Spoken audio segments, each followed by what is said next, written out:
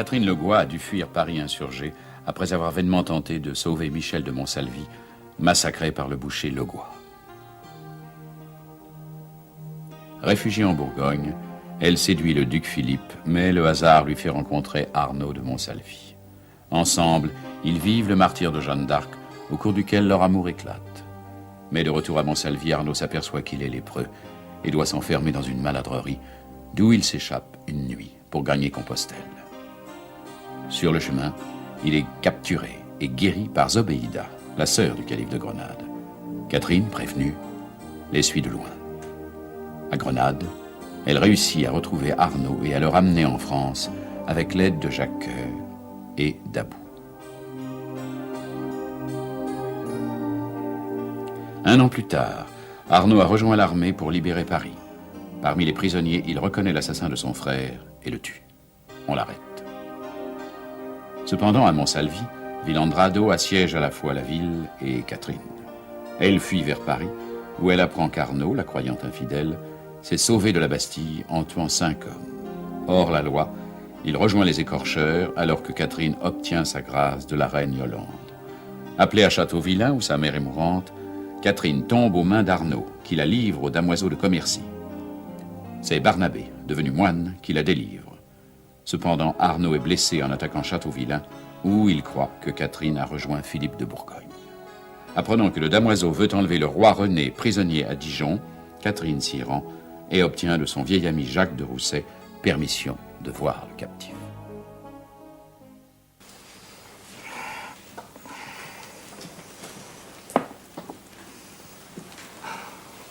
Que dites-vous de ce coup-là, messire de Rousset? Je dis que vous connaissez toutes mes lacunes, sire. Nous jouons trop souvent ensemble. Mais libre à vous de me donner un autre partenaire. Ou une autre, plutôt. Ce serait une excellente idée. Rousset, franchement, pensez-vous qu'il soit honnête de garder un roi captif si longtemps, sans même lui laisser voir une femme? Si l'on faisait ça à votre duc, qu'est-ce qu'il dirait? Je crois qu'il deviendrait fou allié. C'est pourquoi il se garde bien d'aller en prison, lui.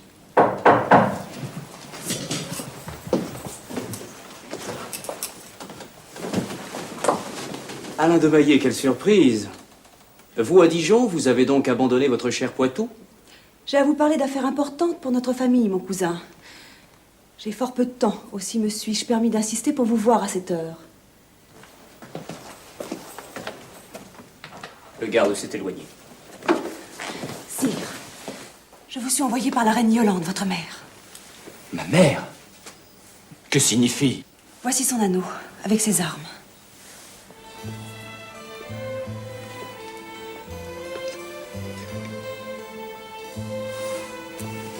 Et voici sa lettre.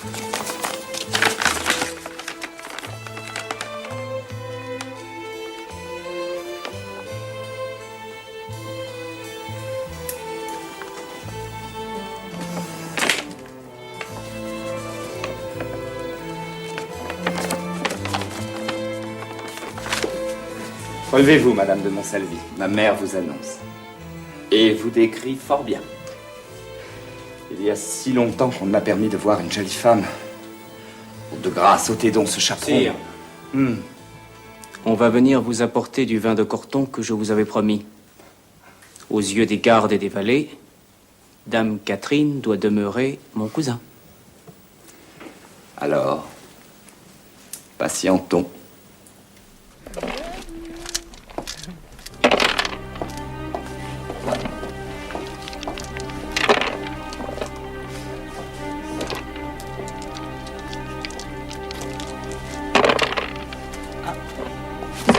Regarde. Quoi? J'ai déjà vu cette silhouette quelque part. Mais non, tu rêves. Allez, joue Gauthier. Mais votre fonction est de me garder, Rousset. Et d'empêcher que le monde extérieur à cette prison vienne à moi. Qui vous rend assez hardi pour laisser madame m'approcher? Je connais Madame de Montsalvi depuis fort longtemps. Et comme nombre de ceux qui la connaissent, je n'ai jamais rien su lui refuser. Monseigneur le duc non plus, d'ailleurs. Eh bien, ma chère, quel éloge! Je tiens absolument à savoir si vous le méritez. Et si... Voici le vin que j'ai fait venir pour vous, sire. J'ai le bonheur d'avoir des terres à Corton et bien sûr quelques rangs de vignes. On dit que les plus anciennes ont été plantées par Charlemagne. Ce que je crois un peu exagéré. J'en ai moi à Savinière, tout près d'Angers, qui aurait été planté du temps de Mathusalem. Ce que je crois moi aussi un peu exagéré. Buvons donc à Charlemagne et à Mathusalem.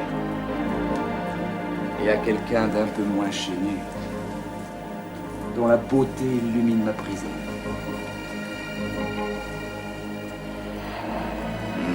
Quel parfum céleste. Ne buvez pas, sire, et vous non plus, Jacques, pour l'amour du ciel. C'est un homme du damoiseau qui vient d'apporter ce vin.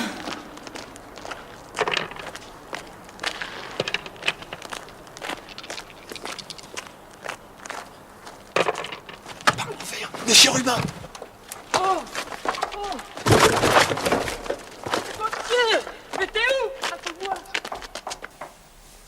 Ce vin est empoisonné. Mais rattrapez-le! N'y touchez pas et attendez-moi ici. Ainsi, vous croyez qu'on veut m'assassiner? La vue de ce scélérat m'en a convaincu, sire. C'est affreux. Je vous prends à témoin, madame. Je n'ai jamais cherché à nuire à âmes qui vivent depuis ma naissance. Et voyez comme on me traite. On me maintient en prison, sans espoir de délivrance. Et de plus, on cherche à me tuer. Ne craignez rien, sire. Nous saurons bien vous protéger, et votre libération ne tardera guère. Vous avez en moi une amie qui ne cherche qu'à adoucir votre peine. En vérité, vous êtes si belle. J'ai dit une amie, sire. Mais ne voulez-vous pas être un peu plus? Mon cœur est si solitaire et délaissé. Quand on est si belle, on doit être généreuse. Sire, je ne suis pas une ribaude amenée ici pour votre plaisir, mais la messagère de la reine Yolande d'Aragon, votre mère. Pardonnez-moi cet instant de folie. Dieu, pourquoi est-ce vous que la reine m'a envoyé?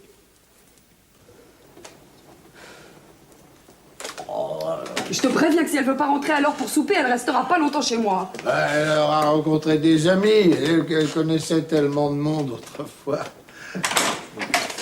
Pardonnez-moi, mon oncle. Ah, J'avais affaire au palais et messire de Rousset m'a retenu plus longtemps que je ne pensais. Vous étiez au palais? Dans cette tenue? Pour un bal costumé, sans doute. Mais oui, ma tante, vous avez deviné. N'auriez-vous pas vu mon page et mon écuyer? bah non, ma foi non. Ils étaient donc pas avec toi? Je les ai laissés à la porte du palais, je ne les ai pas retrouvés en sortant. Mon Dieu, qu'est-ce que c'est? Au secours! Oh! Qu'est-ce que c'est?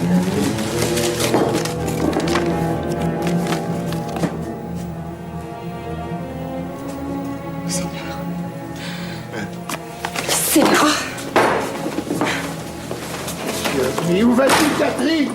Oh, quelle audace! Oh, l'impertinente! Jamais elle ne remettra les pieds dans cette maison, Mathieu, hein? Tu m'entends? Jamais! Mais tais-toi donc. Si vous voulez revoir vos gens vivants et entiers, suivez le messager qui vous attend dans la rue. Dans 1 heure, on tranchera la main d'un des garçons, puis l'autre, puis la tête. Oh, t'es fou. Oh, mon Dieu Seigneur. Mon Dieu Seigneur. Dans quel piège va-t-elle tomber, ma petite Catherine?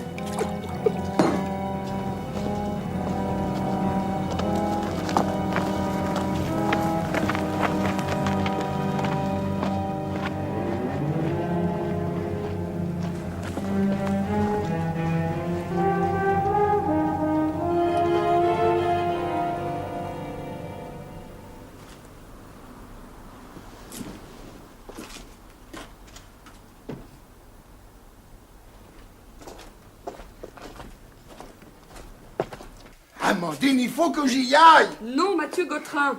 Tu ne vas pas sortir en pleine nuit seul à ton âge pour voler au secours d'une fille de rien. Eh ben, si tu ne veux pas que j'y aille tout seul, viens avec moi. Oh, il ferait beau voir.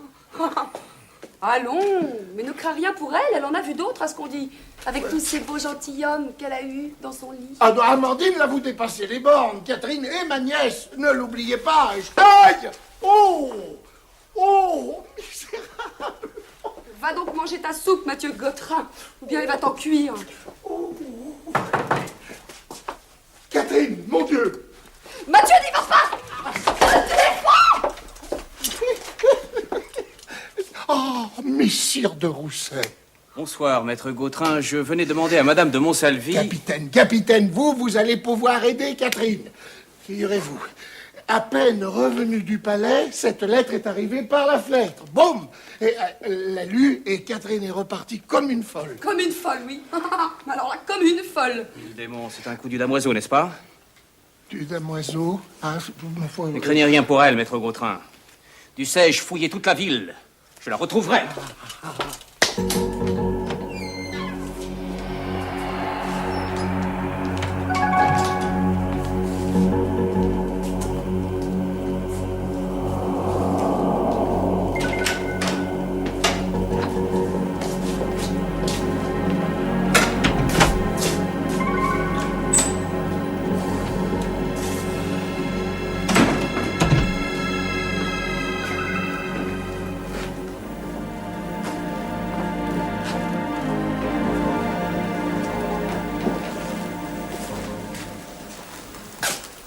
Bienvenue à vous au Moulin Brûlé, belle Catherine.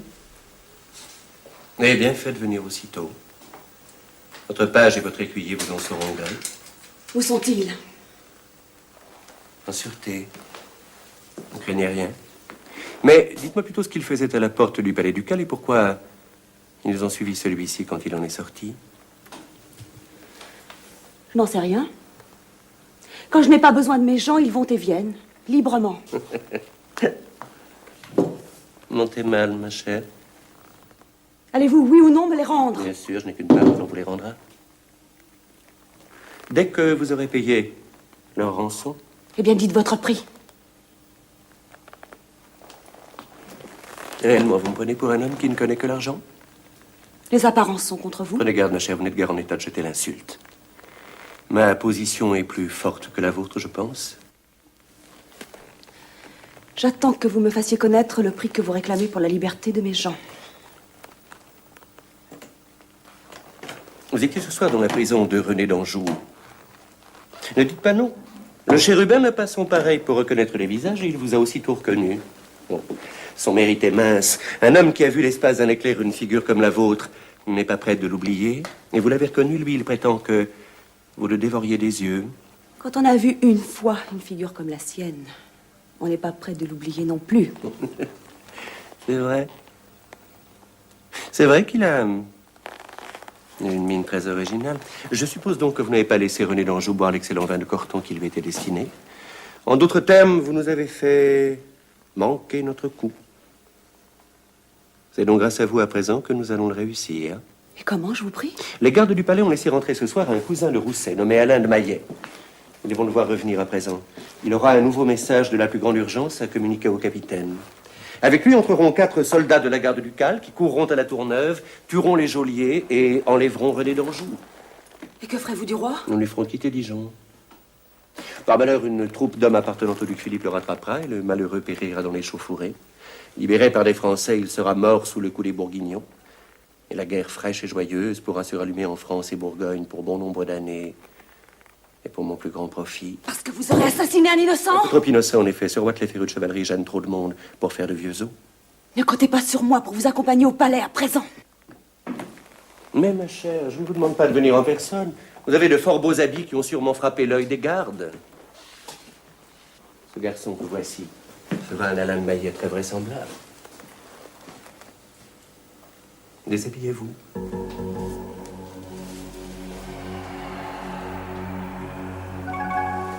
Je vous en supplie, comte. Épargnez-moi ce supplice. Je porte toujours le nom d'Arnaud de Montsalvi, votre compagnon d'armes. Qui vous a publiquement traité de putain et qui a juré qu'il vous ferait chasser à coups de fouet si vous osiez vous présenter aux portes de sa ville. Alors ne faites pas de caprice. Tous les bons garçons que vous voyez ici apprécient les jolies choses. Faites-leur donc plaisir vite. Non. Tant pis pour vous. Chérubin, Crochet, Cadrousse, le borgne. Mettez-la sur la table et tenez-la bien.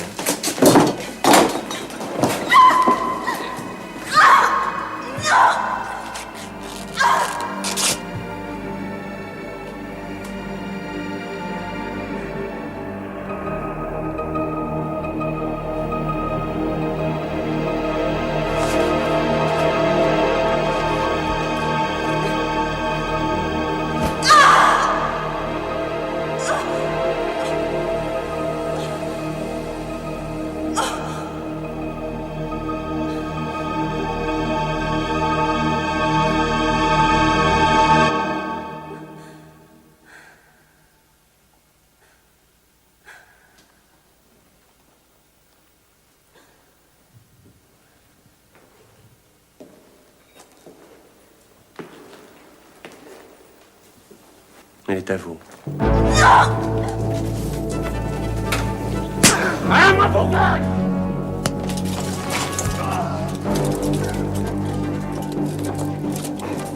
Messieurs Huguenin, derrière vous! Chien de moine, par 2 fois, tu m'as ôté ma proie. À ce coup, tu as payé.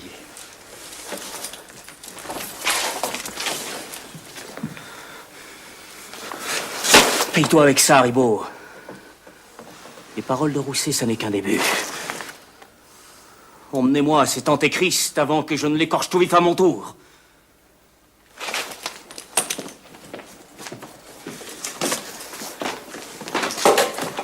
Monsieur Huguenin, m'entendez-vous?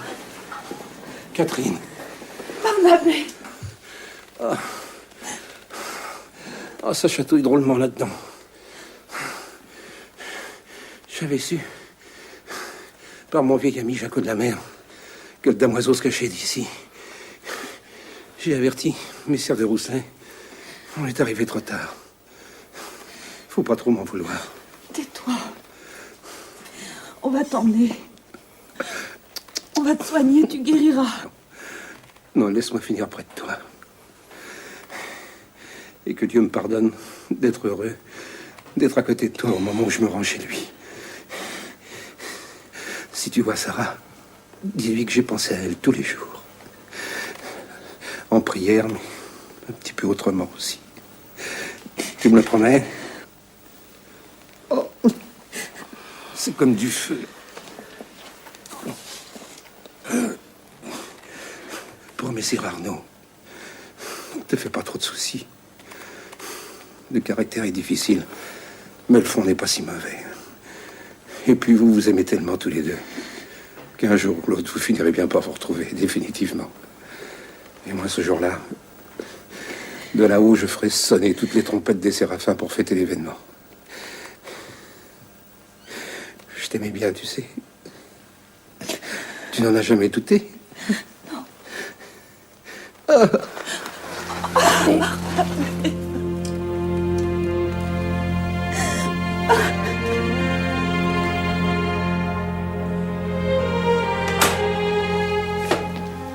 Oh, soyez le bienvenu, monseigneur. Je viens prendre des nouvelles de notre malade. Ami? Oh, de notre amie. Elle va mieux, elle va beaucoup mieux. Nous faisions des projets. Avez-vous des nouvelles au sujet de ce que je vous ai demandé? Hein? Quoi? Qu'est-ce qu'elle vous a demandé? Je vous en prie, mon oncle. Alors, Jacques, Oui. eh bien, Vous m'avez rapporté les paroles de votre mari quand il avait été blessé sous les murs de Châteauvillain. Il parlait de Jeanne la Pucelle. oui, c'est ce que le boiteux m'avait rapporté. Eh bien, il est bruit, depuis quelque temps, d'une certaine Jeanne, qui n'aurait pas péri à Rouen et qui s'apprêterait à revenir avec éclat à la cour de France. Enfin, c'est un conte de bonne femme, voyons. C'est absurde. Arnaud et moi étions à Rouen, au pied même du bûcher de Jeanne, quand ils l'ont brûlé. Quoi qu'il ait vu ce jour-là, Monsalvi doit refuser d'y croire. Car à l'heure qu'il est, il est reparti sur les grands chemins pour mettre son épée au service de la pucelle de France. Oh non.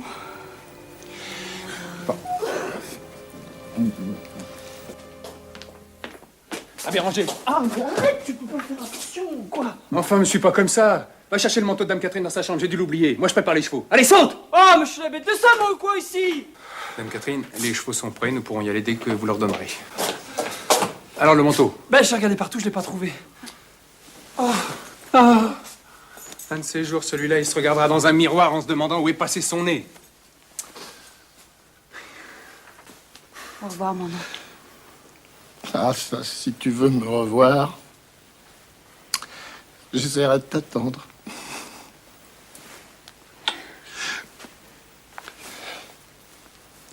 Mais ne tarde pas trop quand même à revenir. Ne craignez rien pour lui, ma nièce. On vous le gardera. Dieu vous en saura gré, ma tante.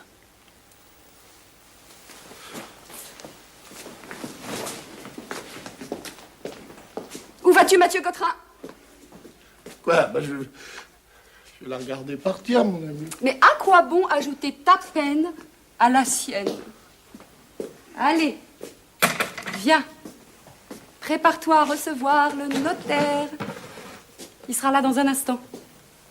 C'est le notaire? C'est aujourd'hui que tu refais ton testament.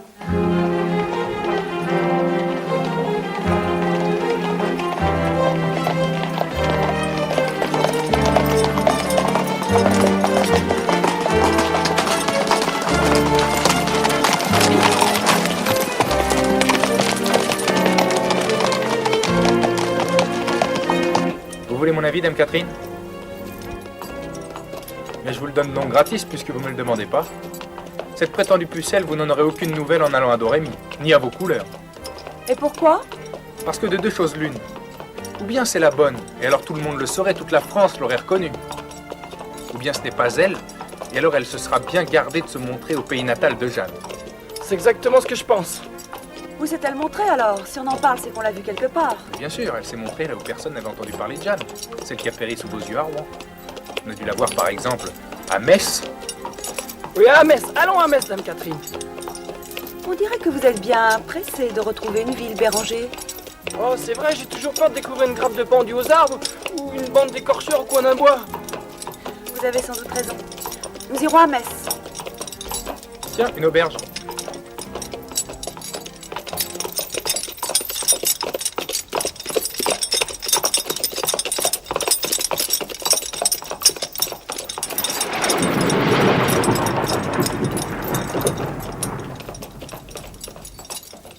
Vous êtes arrivé juste avant l'orage.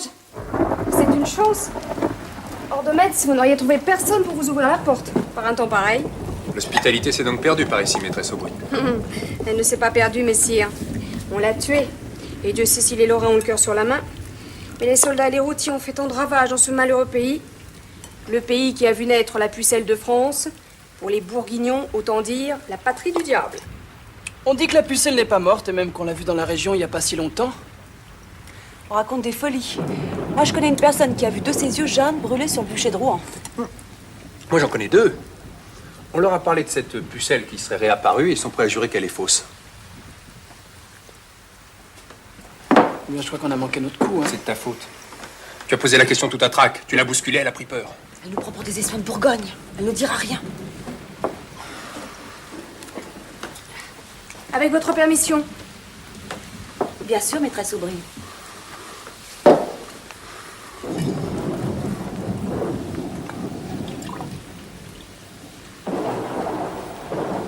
Jurez-moi tout d'abord que vous n'êtes pas des espions de Bourgogne. Nous, Bourguignons? Lui et moi sommes de Paris et celui-ci est d'Auvergne. Allez. Buvons donc à la France et à la Lorraine.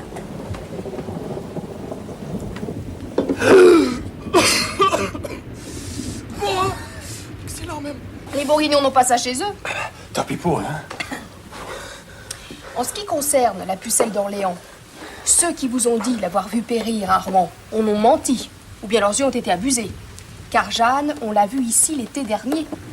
Vous, de vos yeux? De ces deux-là, oui. Elle est arrivée sur la fin du mois de mai à la Grange aux Ormes, et elle a envoyé chercher ses frères, qui l'ont reconnue aussitôt. Vous entendez, ses frères.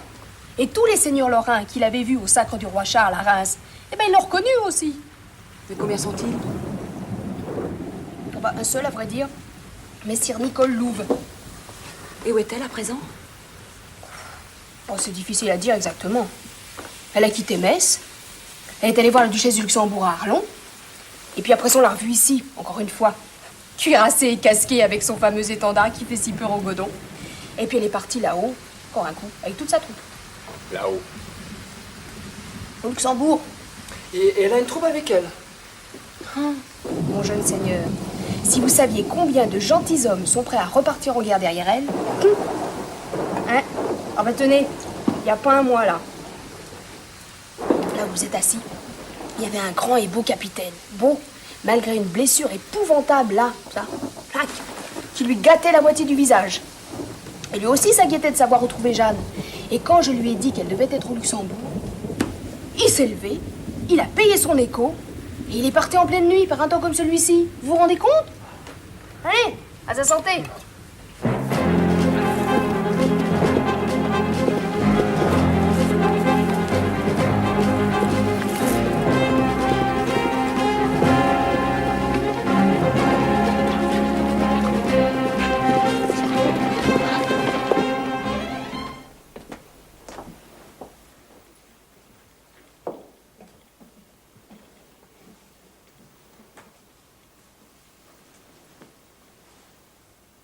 On me dit que vous êtes la comtesse de Montsalvi, dame de parage de la reine Yolande d'Aragon. Oui, madame la duchesse, et votre servante. Nous avions ici un seigneur de ce nom, voici peu. Est-il de vos parents? Mon mari, madame. Il est arrivé juste à temps pour assister au mariage de ma nièce, Jeanne. J'ai cru entendre que vous aviez la bonté d'appeler la dame des Armoises votre nièce. Mais oui, cette pauvre enfant, qui osait à peine quitter la retraite où la confinait la méchanceté des hommes, m'a confié le secret de sa naissance. Oh, je comprends. Et ce secret explique tout, ma chère. L'accueil du roi à Chinon, les armées qu'il lui a confiées, l'étonnante autorité de la pucelle, sa grandeur. Elle a glissé un mot à l'oreille du roi en arrivant à Chinon. Elle me l'a répété. Elle lui a dit qu'elle était sa sœur. Sa sœur? Tout simplement. Elle a été élevée par de braves gens à Don Rémy. Mais en réalité, elle est la fille cachée d'un haut seigneur de France et de la reine Isabeau. Jeanne, la fille d'Isabeau? De cette catin d'Isabeau? Madame, songez-vous de qui vous parlez? Mais oui, madame. De l'épouse du roi Charles VI, qui fut l'une des causes principales des malheurs de la France. De la femme qui a osé dire que le dauphin, son fils, était un bâtard et que le trône revenait à un Anglais. Et cette créature néfaste aurait donné le jour à Jeanne. Jeanne, la pure, la noble, la sainte. Et depuis quand les anges naissent-ils de la boue? Il se trouve donc des gens assez simples ou assez intéressés pour croire à ces mensonges éhontés. Pas encore que le peuple ignorant tombe dans un panneau si grossier. Mais vous, madame... Comtesse, je vous interdis.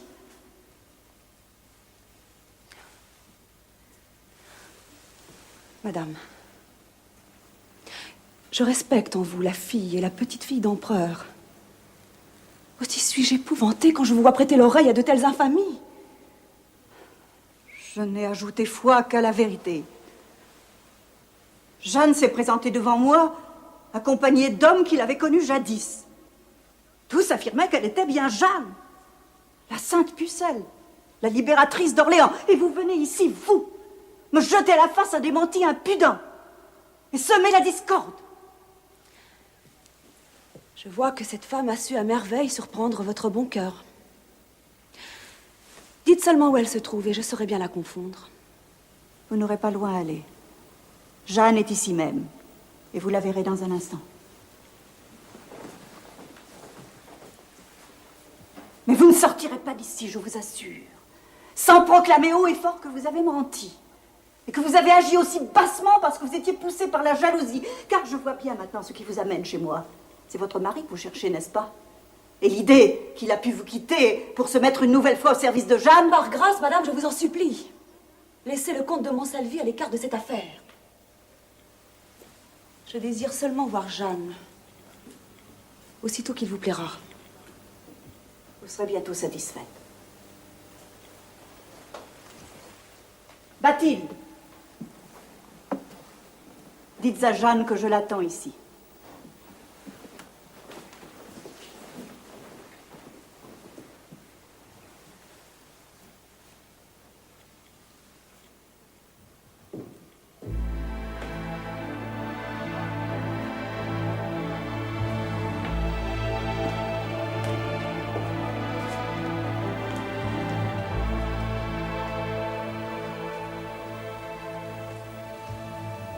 Mon enfant, il y a ici quelqu'un qui désire vous voir. Qui donc, madame? Eh bien, madame, que dites-vous à présent?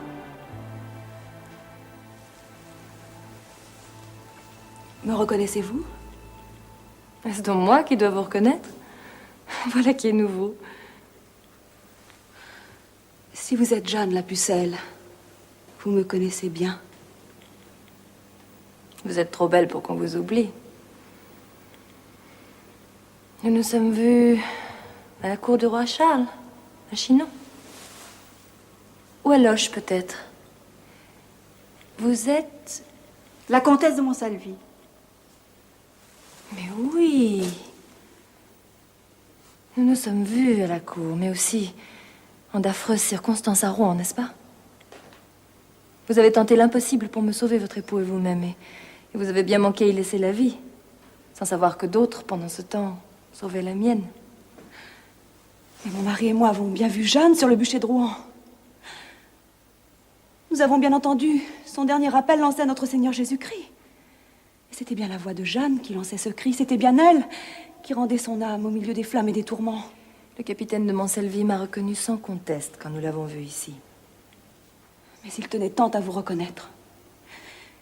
Il tenait tant à voir revenir Jeanne la Sainte, pour le salut du royaume et pour la beauté de l'aventure vécue sous sa bannière. Il retrouvera tout cela. Nous combattrons encore ensemble.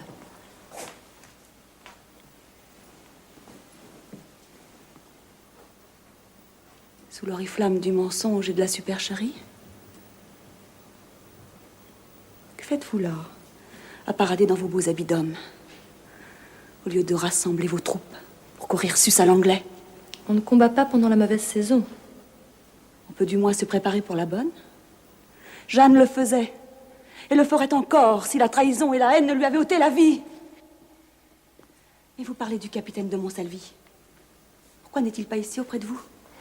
Parce qu'il est retourné auprès du roi pour obtenir des troupes que je commanderai. Quoi? Mais Jeanne, vous ne dites pas la vérité. Le comte de Montsalvi est reparti parce que vous alliez vous marier et qu'il ne pouvait le souffrir. Quand m'avez-vous aperçu pour la première fois? À Reims, au sacre du roi. Je n'y étais pas. Alors c'était à Orléans? Ou ailleurs? Pensez-vous que j'ai tenu un livre détaillé de tous les lieux et de tous les visages? Faudrait-il que je reconnaisse chaque fantassin de mes armées? C'était à Orléans, quand vous êtes entré dans la ville. Parfaitement. Vous étiez dans la foule, et je vous ai dit, prenez garde, vous allez être foulé au pied de mon cheval. Ce jour-là, madame, Jeanne a sauvé une femme que l'on conduisait à la potence, comme espionne du duc de Bourgogne. C'était moi. Je m'appelais alors Catherine de Brazais. Catherine de Brazais? La favorite du duc Philippe? Toison d'or? Oui, madame la duchesse. Et devant Dieu qui nous voit, et sur le salut de mon âme éternelle, je jure que cette femme n'est pas Jeanne d'Arc. Je vous crois. Madame, on vous abuse indignement. Taisez-vous.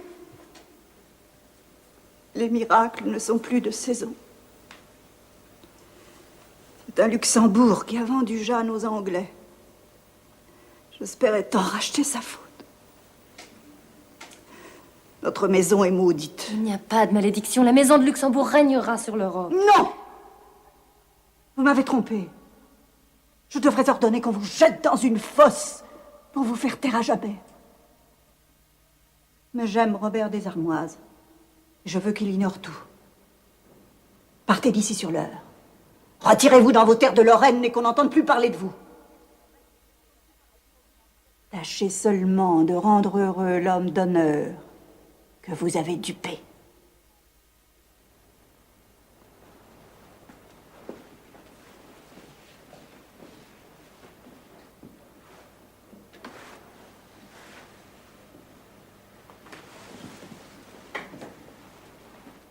Il est vrai que la ressemblance est extraordinaire. Qui êtes-vous donc?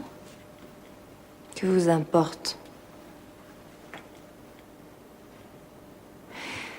Savez-vous que vous m'avez rendu un fier service, Toison d'or? Qui vous permet? Allons. Vous m'accusez de porter un nom qui n'est pas le mien. Acceptez au moins que je vous donne le surnom qui n'appartient qu'à vous. Figurez-vous que j'étais excédée de jouer ce personnage un peu niais. La sainte fille, protégée du Seigneur, à qui les meilleurs plaisirs du monde sont interdits. Vous venez pourtant de vous marier? Depuis quand le mariage figure-t-il parmi les meilleurs plaisirs du monde? Est-ce la vie du capitaine de Montsalvi? Je n'aurais pas cru. Que s'est-il passé entre vous et lui? Il croyait en moi. Il m'aimait sans doute. Et puis je lui ai annoncé que j'allais me marier. Il a cessé de croire en moi aussitôt. Il m'a fait une grande scène devant la duchesse, en me maudissant. Mais j'ai pas eu de mal à la convaincre qu'il avait l'esprit dérangé. Où est-il à présent? Le loup blessé a regagné sa tanière. Il a repris le chemin de ses chères montagnes d'Auvergne. Il rentre à Montsalvi? De même que je vais rentrer dans mes terres de Lorraine. Et si vous m'en croyez, vous rentrerez chez vous, vous aussi.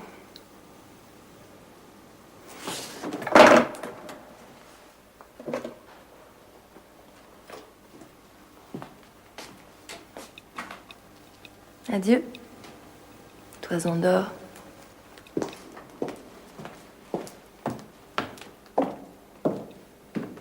J'espère qu'on va pas rester ici sans s'étendre. Ah bah voilà une autre chanson, l'autre jour tu me rêvais que d'un bon lit et d'un bon feu. Oui, mais c'est une région trop au nord pour moi ici. C'est pourtant bien, le Nord est riche et paisible pour une fois. Écoute, moi je donne tout le nord pour une tourelle de mon château de Roquemorel. Roquemorel? Vous faites bien d'en parler, Béranger. Vous faites bien aussi de fourbir ma selle et mes chaussures. J'espère que les vôtres sont prêtes. Mais pourquoi, Dame Catherine? Parce que dès demain, à la première heure, nous repartons. Et où va-t-on? Rejoindre Messire Arnaud, votre maître et le mien, à Montsalvi. Nous rentrons au pays? Sans plus tarder. Mon Dieu, vous ne pouviez pas me rendre plus heureux. Mais cette prétendue pucelle? Démasquée, confondue et renvoyée chez elle. Bien, voilà une affaire rondement menée comme vous seul savez le faire. Hein. Vous êtes bien sûr que Messire Arnaud est rentré en Auvergne? Je ne suis jamais sûre de rien avec lui. La seule chance de m'en assurer, c'est d'y aller voir.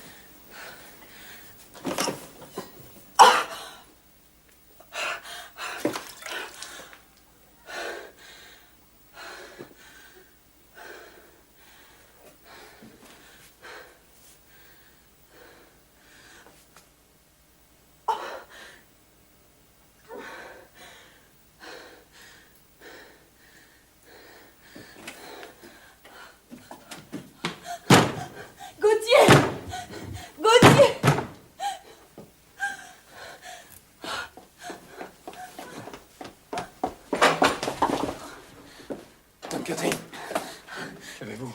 Gauthier, je suis malade. Malade?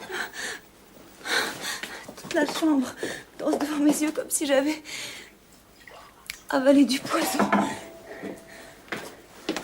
Ni Béranger ni moi n'avons rien. Avez-vous bu ou mangé autre chose que nous? Chez la duchesse? On ne m'a même pas offert un verre d'eau.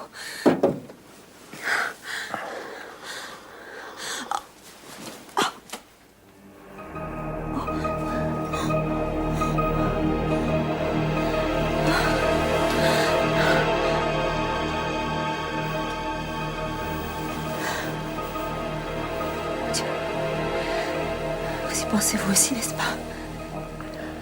Mais si vous y pensez! Non, je ne pense à rien. Gauthier! J'attends un enfant d'un oiseau de Commercy. Non!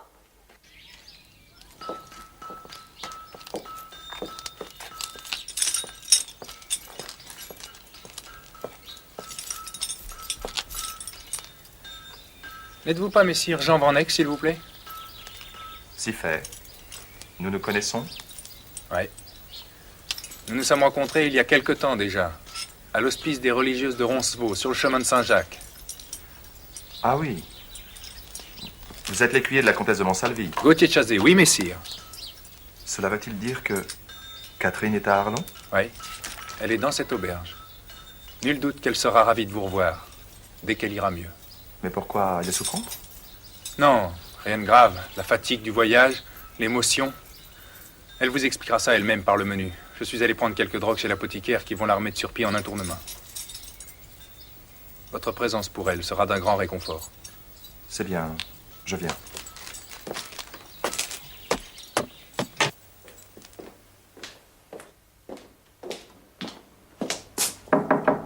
Dame Catherine?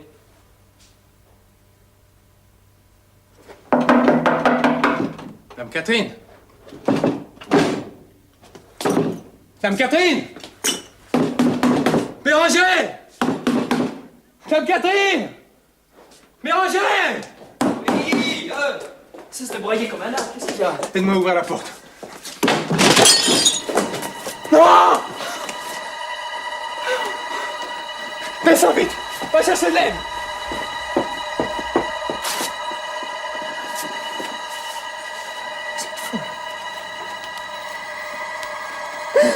Vous êtes complètement fou.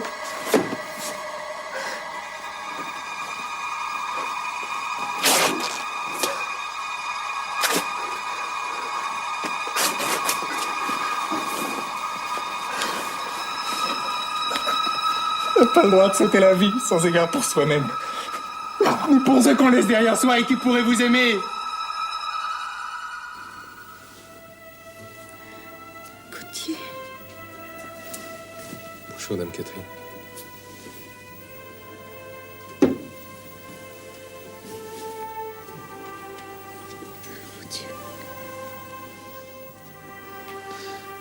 Il y a là quelqu'un que vous connaissez? Un ami? Un ami? Oui. Je pense que je ne me suis pas trompé. Jean. Ma douce amie.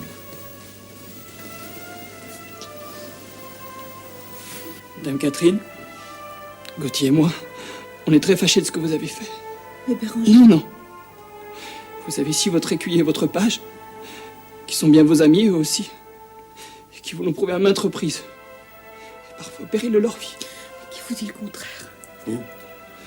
Car quand on a des vrais amis, on les consulte avant de se livrer à des actes aussi cruels. Et contraire aux lois de notre sainte religion. Vous savez bien que si je vous avais consulté... Nous aurions dit non. Et vous n'auriez rien fait. Ce qui eût été bien préférable pour vous comme pour nous.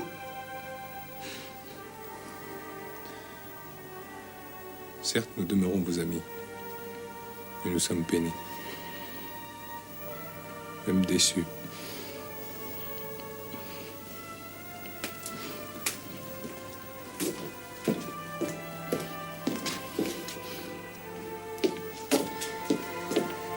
Vous avez là de braves garçons qui vous sont dévoués corps et âme. Votre écuyer vous a soigné avec un zèle que je n'ai vu à aucun médecin. J'ai bien cru que votre page se passerait son épée au travers du corps si vous n'en réchappiez pas. Ils ont raison. Pourquoi avoir pris cette terrible décision sans en parler à personne? Et si ce n'est pas une indiscrétion, peut-on savoir ce que sont vos peines d'abord? Gauthier ne vous a-t-on rien dit? Non. Est-ce un grave secret? Oui. Effrayant. Il y a quelque temps, à Dijon, je suis tombée dans un piège que m'avait tendu un démon que vous devez connaître. Le damoiseau de Commercy, Robert de Sarrebruck. Ce monstre a abusé de moi. Et je sais depuis quelques heures que je porte un enfant de lui.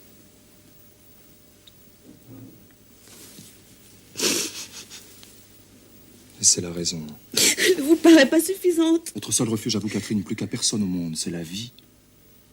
Laissez votre ami vous en persuader, vous êtes la vie même. Et chaque fois que vous jouez de son côté, vous gagnez. Le monde entier fut-il dressé contre vous.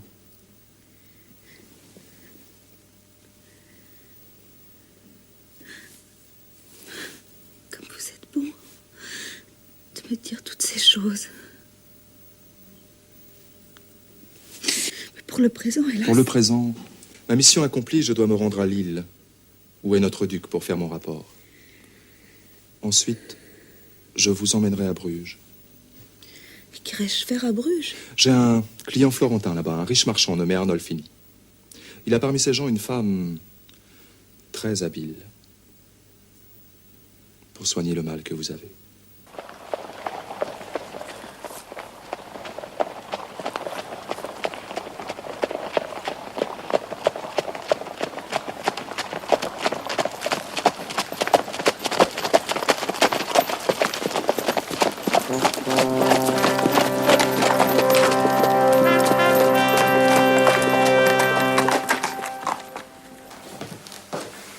Bienvenue à vous, Monsieur Farnac. Dame Simone, je vous amène la comtesse de Montsalvi, autrefois Catherine de Brazet. Oh, Dame Toison d'Or, je suis impardonnable de ne pas vous avoir reconnu. Je n'ai vu de vous que votre portrait par Messire Farnac, mais la ressemblance... Sœur Catherine, la nourrice du futur duc de Bourgogne est une amie très sûre. Elle vous hébergera cette nuit. J'espère que nous pourrons repartir dès demain. Mon ami, vous aurez bien soin que personne à Lille et surtout au palais ne sache la présence de la comtesse dans votre maison. Madame, il vous suffira de n'en pas bouger. Les gens qui me servent sont deux et j'en réponds comme de moi-même. Quant à vous ennuyer, n'y comptez pas trop. Dame Simone a une conversation mieux fournie que celle d'un barbier. Monsieur Farnac. Et ses fonctions au château font qu'elle est au courant de tout. De presque tout. Je vous laisse donc en bonne main.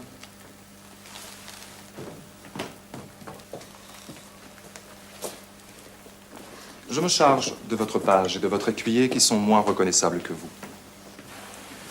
Reposez-vous bien, chassez tous vos soucis. Je viendrai bientôt prendre de vos nouvelles.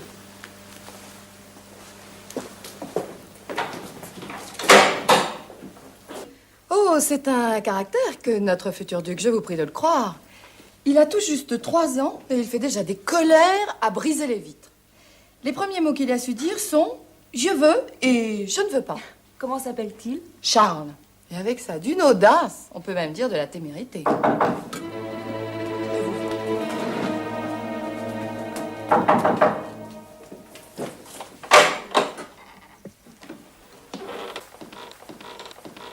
Messire de Rousset? Madame Simone, je cherche la dame qui est venue chez vous tantôt avec Messire Farnac.